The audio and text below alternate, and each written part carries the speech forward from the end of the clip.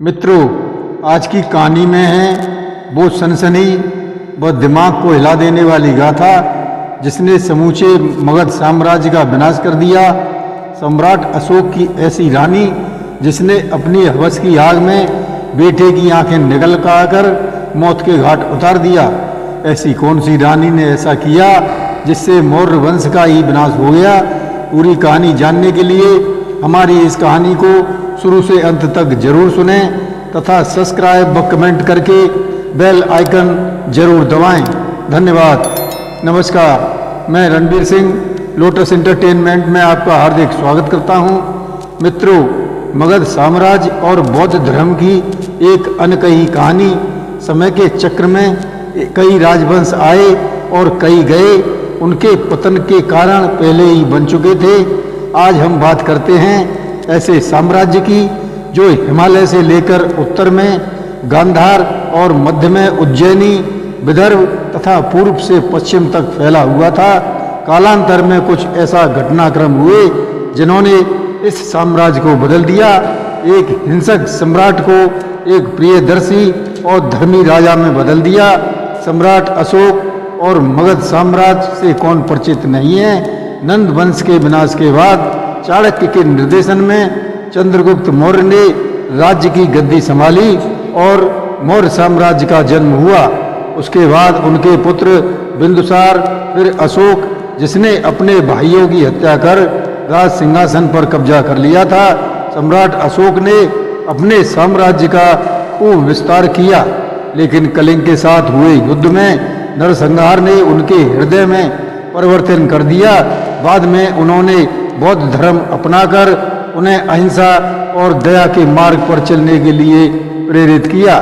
लेकिन ऐसा क्या कारण था कि उनके उत्तराधिकारी अयोग्य साबित हुए कि मौर्य साम्राज्य का पतन हो गया? कहते हैं एक स्त्री पुरुष की सफलता और पतन दोनों का कारण हो सकती है। तो आइए कहानी के मुख्य पात्र तिस्रक्षिता के बारे में जानते हैं। वह एक ऐसी साम्राज्ञी थी जिसके बारे में इतिहास में कम लिखा गया है। उसी ने मौर्य वंश की इबारत लिख दी थी। उसने ही बोधि वृक्ष को कटवा दिया था, लेकिन सौभाग्यवश वह वृक्ष सूखा नहीं। वह एक महान सम्राट की महारानी राज्य की सुंदर स्त्रियों में से एक थी, लेकिन वह इतिहास की सबसे क्रूर खलनायिका भी थी। एक बांदी से रानी बनने का सफर जितना रोमांचक था, उससे कहीं अधिक रहस्यमय उसका व्यक्तित्व था। वह मगध सम्राट अशोक की सबसे अधिक जवान रानी थी। रणवास में हर उम्र की रानियां थीं, लेकिन तिस्रक्षिता एक अत्यंत सुंदरी रानी थी। सम्राट अशोक की पटरानियों में कौरवकी देवी, संघमित्रा और वह स्वयं थी।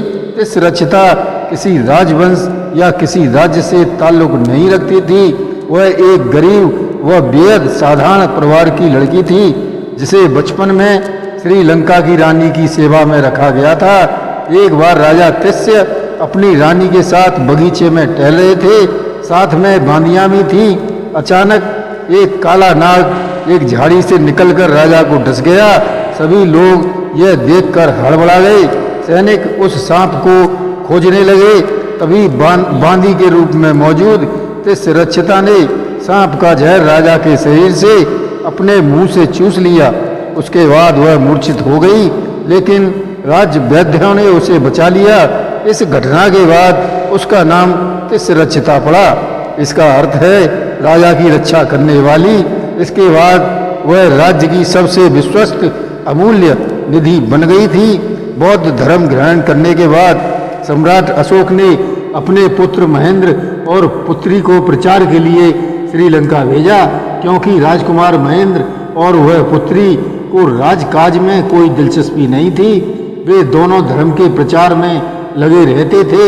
महेंद्र श्रीलंका गए और राजा तिस्य को बौद्ध धर्म से दीक्षित किया। जब महेंद्र लौटने लगे तो राजा ने उन्हें बहुमूल्य वस्तुएं भेंट की। उनमें तिस्रक्षिता भी शामिल थी। यौवन की दहलीज पर कदम रख चुकी वह एक चित्त आकर्षक युवती थी। राजकुमार महेंद्र के साथ तिस्रक्षिता जब राज दरबार में आई तो सभी उसकी सुंदरता को निहारते रह गए। खुद सम्राट अशोक भी उसकी तरफ आकर्षित हो गए थे। तिस्रक्षिता एक अति महत्वाकांक्षी स्त्री थी। उसकी साम्राज्ञी बनने की चाह अब जल्द ही पूरी होने वाली थी। सम्राट अशोक उसके सौंदर्य पर पूरी तरह से मोहित हो चुके थे कि कुछ समय बाद उससे विधिवत विवाह कर लिया। महारानी बनने के बाद तिस्रक्षिता को कई शक्तियां स्वतः ही हासिल हो गईं। एक आम स्त्री से एक खास रानी का सफर शुरू हो चुका था।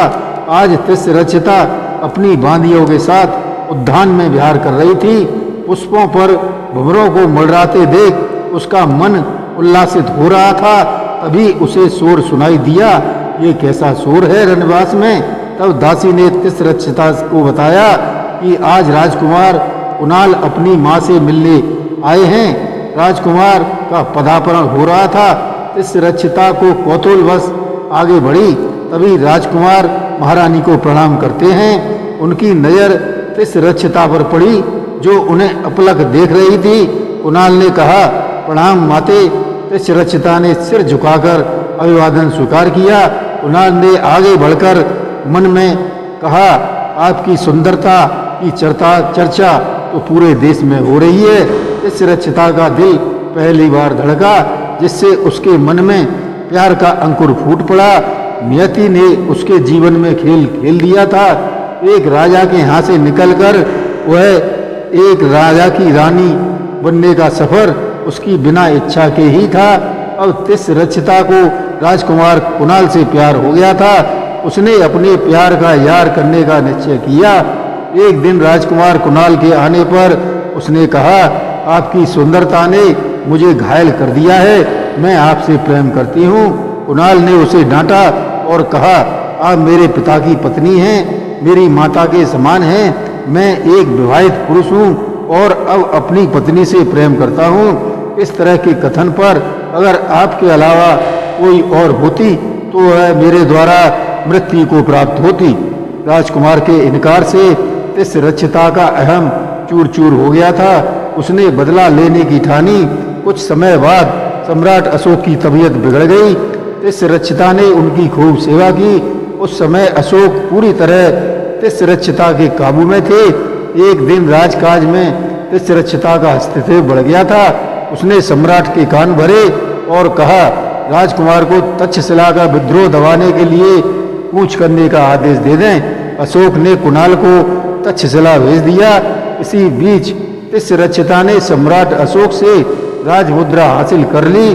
फिर उसने एक राजाज्ञा लिखवाई। उस राजाज्ञा पर राज्य मुद्रा अंकित कर दी। उस राजाज्ञा पर कुणाल की दोनों आंखें निकालने का आदेश था। जब कुणाल तक्षशिला पहुंचे तो वह आदेश उन्हें मिला जिसमें लिखा था कि उनकी आंखें निकलवाकर वध कर दिया जाए। कुणाल ने पितराज्ञा का मान रखने के लिए अपनी आंखें निकलवा ली, जिससे वह वहीं मृत्यु को प्राप्त हो गया। तक्षशिला में हाहाकार मच गया। खबर पाकर तिस्रक्षिता अपने कक्ष में अत्यंत आनंदित थी। जब सम्राट को यह बात पता चली तो वे आग बबूला हो गए। उन्होंने तिस्रक्षिता को चौराहे पर जलाने का आदेश दिया। उसे तुरंत चौराहे पर जला दिया गया। इस प्रकार एक रानी की बदनीयती से एक अच्छे साम्राज्य का अंत हो गया। नमस्कार।